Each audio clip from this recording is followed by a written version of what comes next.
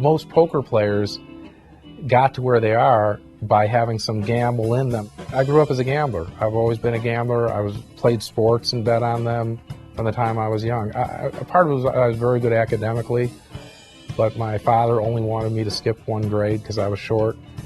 And school was very easy for me. I could have skipped a few more grades.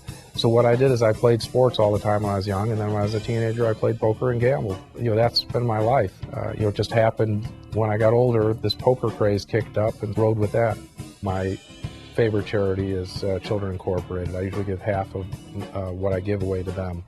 It's one of these groups, has about 20,000 kids in probably around 20 countries by now, including the United States. It's been growing, so it's hard for me to keep track. So a lot of my money, because I give larger amounts than most people, goes to things like rebuilding orphanages and playgrounds and kitchens and stuff like that. So it's pretty gratifying because normally poker is a pretty non-productive profession.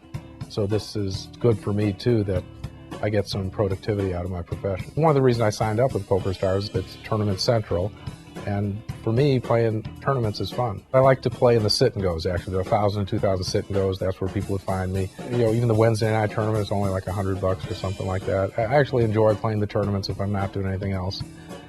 Usually what I do is I'll play them and read my email and read the news online. So I like doing it, and I like playing the Sunday tournament. That's the biggest online tournament there is. I don't read poker books, but when I wrote my book, I had my girlfriend actually go to the bookstore and buy all the poker books she could find, because I wanted to make sure that I didn't write things that sounded like someone else would write. Most of the other books are written by low-limit players or people who won a tournament, something like that.